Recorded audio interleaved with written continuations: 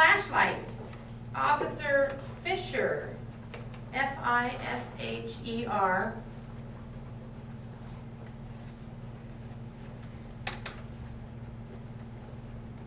Okay, here we go. Number 4, 242 voice for 1 minute.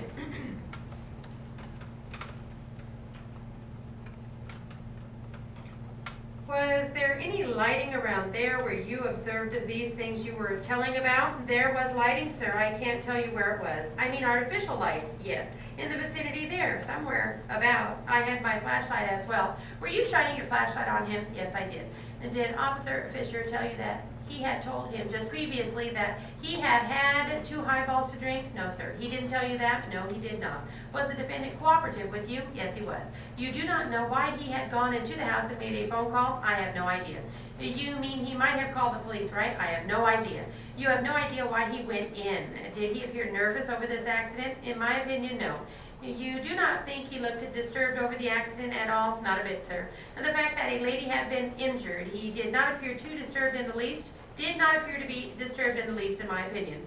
In your opinion, did you ask him the circumstances leading up to this accident? No, sir, I did not. Did you ask him if there was any traffic going east or right alongside of him so that he could not make a right-hand turn? No, sir, I did not. You did not ask him that. Is that a heavily traveled road there? Now, that is at peak periods of the day. It is.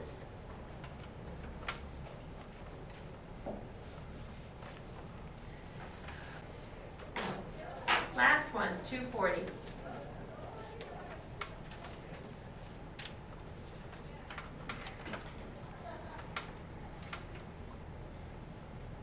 Well, normally, does it carry a lot of traffic or doesn't it? During the rush hours from 7 to 9 and from 4 to 6, it's heavily traveled.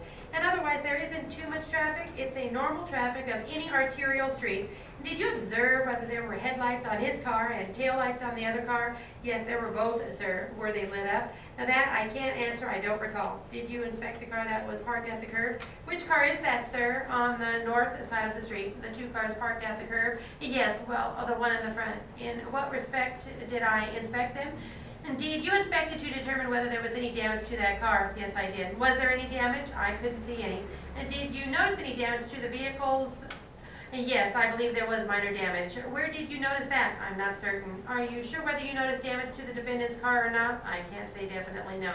I show you a photograph marked Defendant's Exhibit 3 and ask you if that automobile looks familiar to you. No, sir, it doesn't. Now, you hadn't taken into consideration, had you, when you answered the hypothetical question, any information about whether or not the defendant had had 2 teeth pulled that day and had had something injected into his veins? I was not aware of the fact that he had 2 teeth pulled.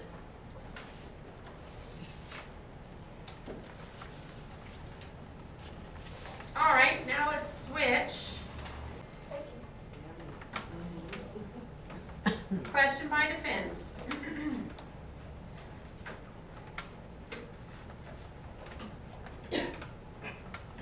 Did anybody say anything about a search warrant? Yes, while the first officer was gone, I asked if they needed a search warrant to look around the house, and he said, no, not after we found a gambling device. Then we are legal to search the house without a search warrant. Now, after this statement by the officer, did you hear any conversation concerning permission to search the house? After the statement by the officers, yes, I did. He had then asked Ronnie if he could search the house for the gambling devices, and Ronnie said, well, what happens if I said no? And the officer said, we'll get a search warrant, just as easy as that. And what did Brown say to that? Brown just kind of shrugged his shoulders and said, well, what can I do? Now, did this officer then leave the room? Yes, but he took Ronnie with him and another officer. When was the next time you saw them? Oh, 2 or 3 minutes later, the officer that left with Ronnie, the one that disappeared the first time he came back. He was the first one to come back, and Ronnie was behind him. And he come up and showed something to the other officer that was still seated in the room. Did he say anything? He just said, Ronnie is in big trouble now, narcotics or something to that effect.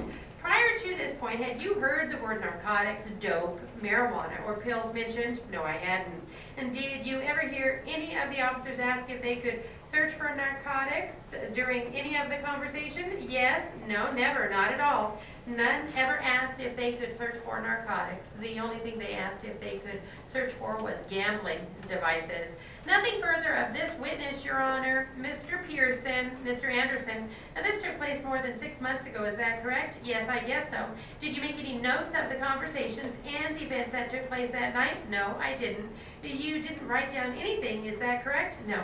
And I take it at this time you don't recall any of the conversations that took place between the police officers and yourself and the defendant, is that correct? No, I don't, word for word. And during a part of this time, officers were questioning you, isn't that correct? Right. And they were questioning the female companion that was present, isn't that correct? That's correct.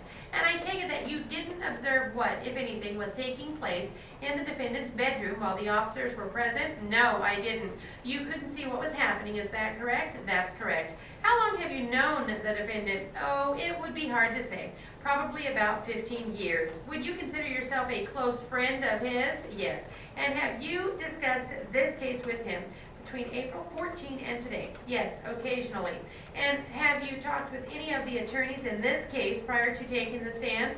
Yes, I have. Have you discussed the case at some length with him? No, not at some length, I would say. The only time I ever, well, just today, and not for more than 10 or 15 minutes, when the officers came to the door and asked for Ronnie Brown.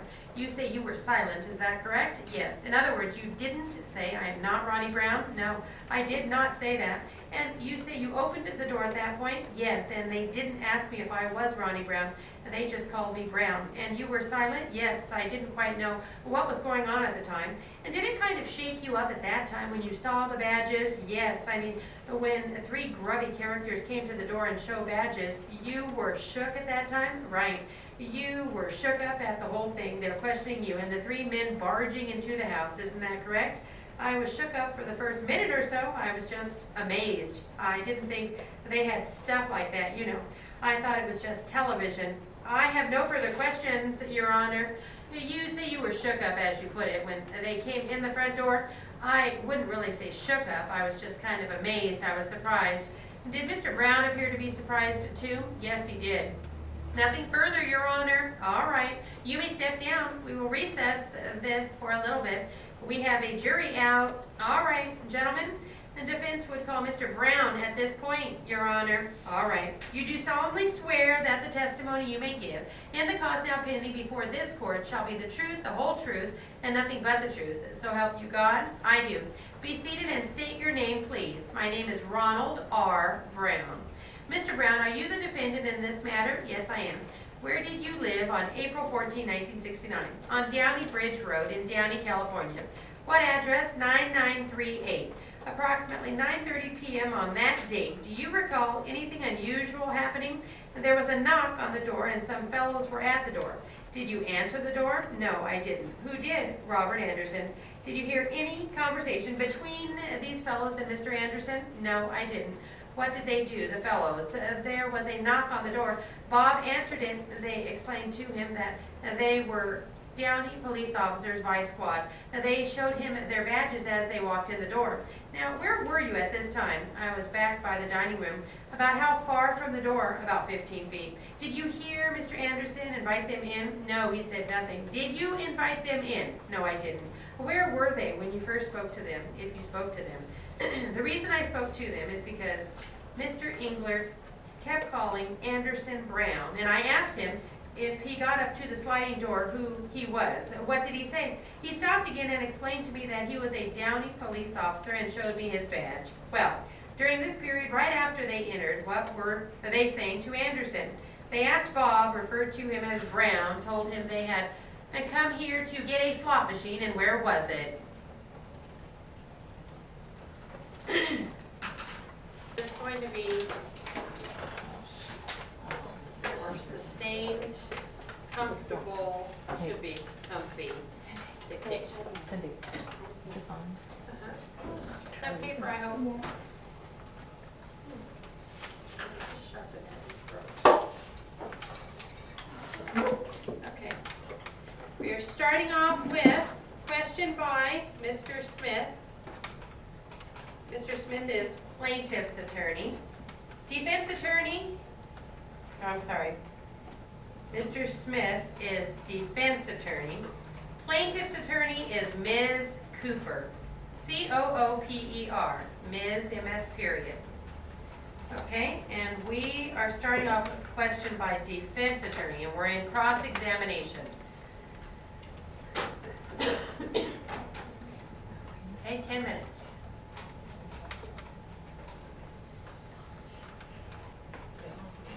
Okay, so if a print had been taken and Mr. Gordon's print was on there, that would be indicative that it was Mr. Gordon's, or at least some point in time, Mr. Gordon had possession of that box. Is that correct? Yes. And if, in fact, the print was taken and it was another individual's and not Mr. Gordon's, that would be indicative that maybe that box was possessed by another person. Is that correct? That is correct. But neither was done. Is that correct? That is true. Now you have identified 2 baggies. Can you pick up that large baggie for me for a minute and tell me what is different about that baggie than any other baggie made by the manufacturer of those particular baggies? No. Well, what is it that differentiates it, that allows you to make the determination that in fact that is exactly the same baggie that you took from room 135? The only thing that tells me, well, there are several factors, I guess. It's the same size and shape. This is the same size and shape that I recall placing into this particular envelope, which is sealed, and placing it into our police department evidence locker. Okay, so what you can testify to is, what you just testified to, isn't it, sir, that that is the same size baggie that you placed in that envelope? Is that correct? That's true. Did you make any notations? Did you write on the baggie that, in fact, that was the same baggie? No, I did not. Is that baggie a smooth surface, sir? Yes. Is the little baggie a smooth surface, sir? Yes. Could either one of those items have been printed to make a determination on whether or not Mr. Gordon at any time had contact with those baggies, sir? No. Why not? You wouldn't be able to get a fingerprint off that. How about the big one? No. Why not? Is it a smooth surface? It's smooth, but it's not consistent with being able to retrieve a fingerprint. But no attempt was ever made to do it either, was it? That's correct. What exactly is involved in fingerprinting as far as just putting some powder on and dusting and brushing off and looking to see if there's any residues? Do you wish to qualify him as an expert? Have you ever fingerprinted anything? I would like to qualify him, attempt to. Is there a stipulation that he may qualify him, Miss Cooper? Yes, Your Honor, stipulating. Go ahead and ask the questions. That's your first stipulation, ladies and gentlemen. He's an expert on fingerprints. Have you done fingerprint removal? Yes, I have. Can you tell us what is involved in it? Basically, you'll get a powder, charcoal type powder, and put it on a very light brush and dust a particular surface in hopes that you'll retain a fingerprint. And is it a relatively short process? Yes. Okay. And do you have access to the powder and the brush necessary to do the process? Yes, I do. Did you have access to it on the night in question? Yes, I did. Okay, so you could have if you had chose to, but you chose not to, correct? Yes. Now, you testified yesterday that you had taken Mr. Gordon to the police station, and at the police station you had Mirandized him by reading him the card that you took out, and that is when he made his statements. That was your testimony, was it not, yesterday, sir? No, I believe I stated I was uncertain where I had read the card to him. I'm talking about initially on direct, not on cross-examination. From what I recall, I stated that I was not certain as to where I brought him. Well, okay, let me see. I may be wrong. Let me go over some of your testimony yesterday and see if maybe we can straighten that out. I was under the impression that when I asked you that, you testified that you had taken him to the police station, that you had read him, the Miranda rights, that you had at that point in time asked him if he understood them. He indicated yes, he had. Did you want to talk? He indicated yes, and he went ahead and told you that it was go-go, and the other statements that you stated yesterday. And then you took him to the police station, and then it was approximately 45 minutes to an hour at the scene, and that you were at the police station for approximately 45 minutes before you went to take him to the jail. It was at that point in time I asked you what time you got him to the jail, and you said it was approximately, I believe, 5 o'clock. And that's when I asked you, was it, so then you were in both places at the same time, and that's when you stated that you were unsure as to whether or not you had taken him to the police station. Is that not correct, sir? Yes.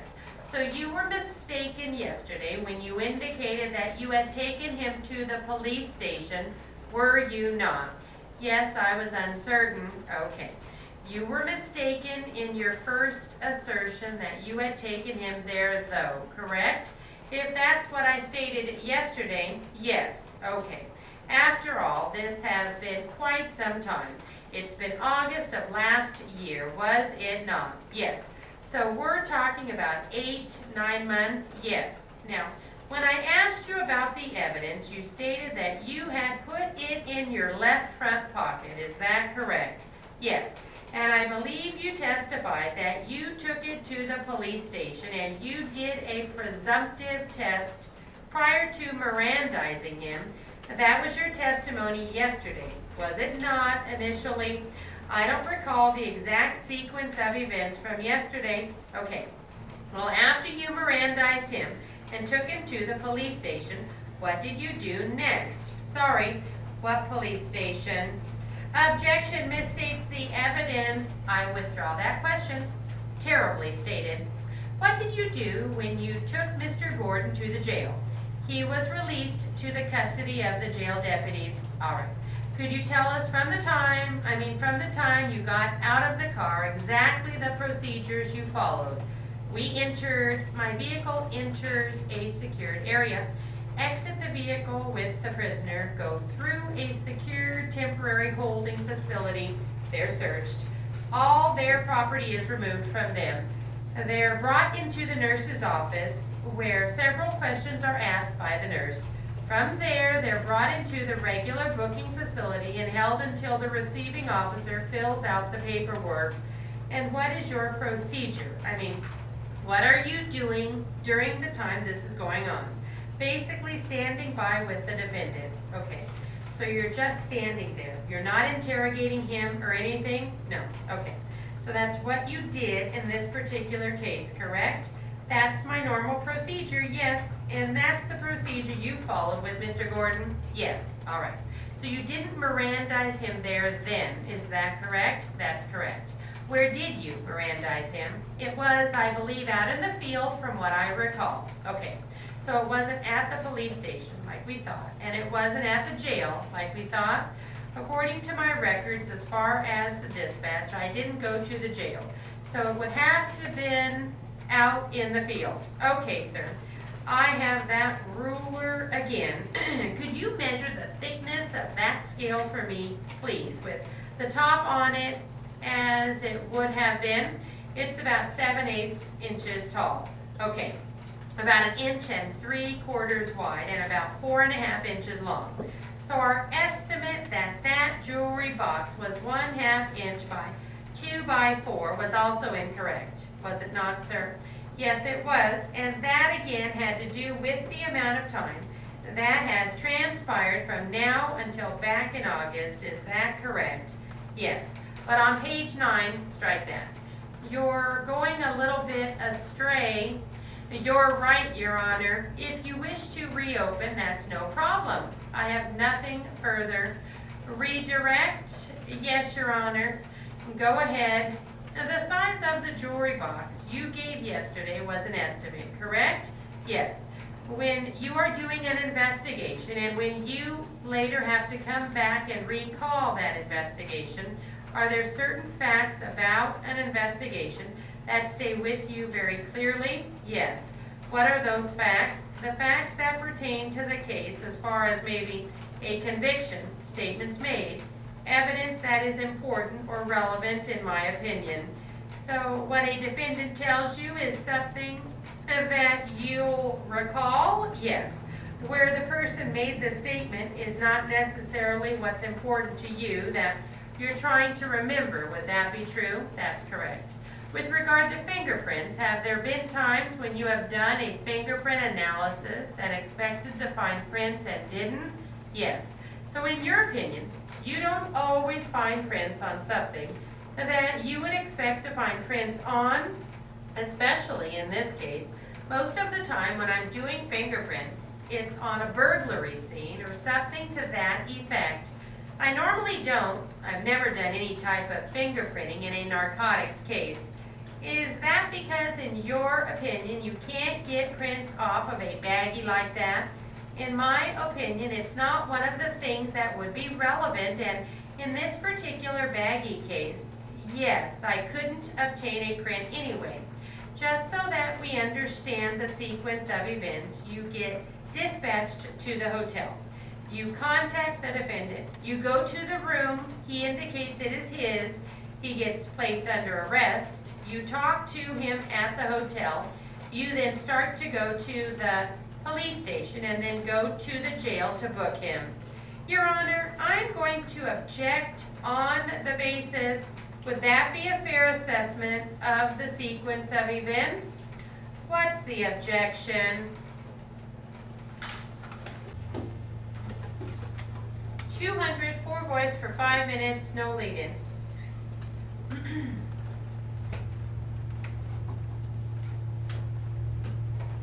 Question by defense attorney. And what did he say to you? He stopped and showed me his badge and said that he was a Downey police officer. What else? And he had come to get a slot machine.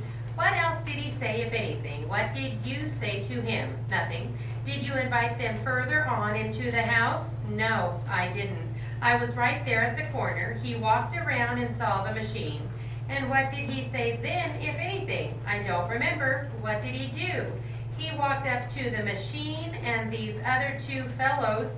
Did he say anything to you then? He told me he would have to take me down to the station, book me, and then what happened? Well, we got up to the table and they started taking our addresses and telephone numbers and identification, and this went on for about 5 minutes. Were all 3 officers present during this entire period? No, they weren't. How many were there? 2 officers were taking our names. And where was the 3rd officer? I don't know. He just disappeared. About how long was he gone? Oh, about 5 minutes, right in there. Did he say anything to you when he returned? He asked me where the inside of the slot machine was, and I told him I didn't know. And he asked to look around for it, and I asked him, what if I say no? And he said, we'll get a search warrant. I said, what are you asking me for then? What did he do at that point? He asked me to follow him into my room, my bedroom at the time. Can you describe the appearance of your room as you entered it with the officer? Yes. I had seen it had been gone through, like someone had been in the drawers and in the closet and such. I object to that, Your Honor, and move it be stricken as conclusion. It may be stricken. What did you see? I mean, very specifically. I saw my drawers ajar, my closet door open, that is about it. Was the bed in the same shape it usually is? No. Around the bottom was ruffled a little bit. And what did the officer do after you and he entered the bedroom? He proceeded to search. Very specifically, what did he do?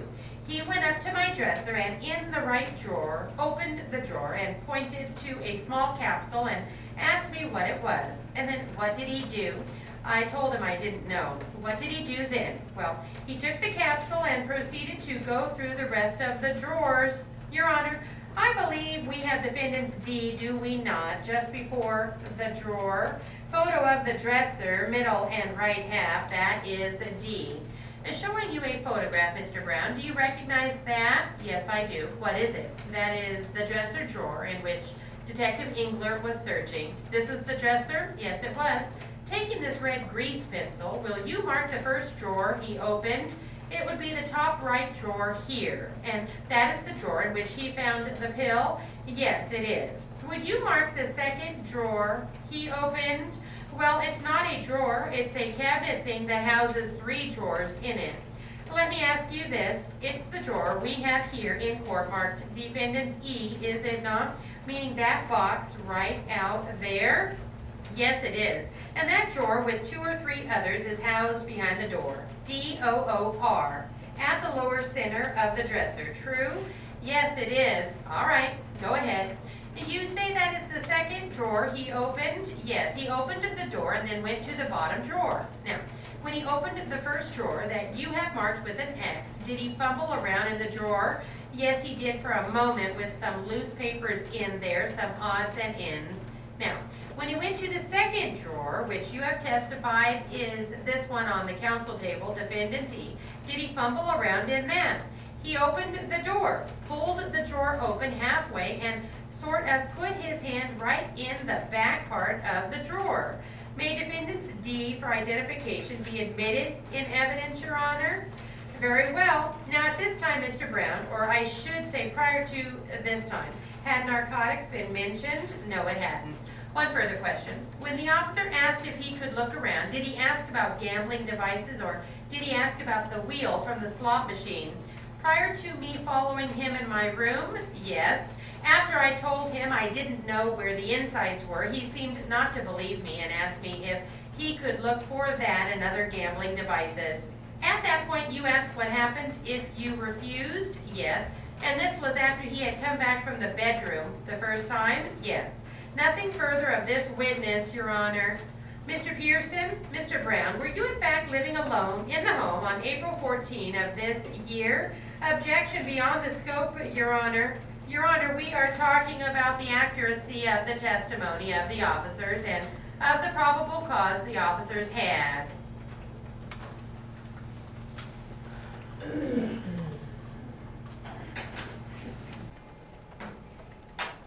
180, question by plaintiff's attorney.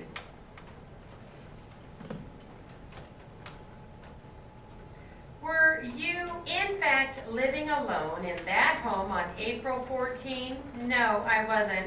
Who else was residing there with you? My cousin and a friend of mine. Your parents weren't there at that time, is that correct? My mother stayed there on occasion, once a week usually. And had there been officers at that particular residence just a few days before? There had been, but to my knowledge, it was over a week before. Within 10 days, had there been officers there? Yes, I believe so. And to your knowledge, was the slot machine there at that time?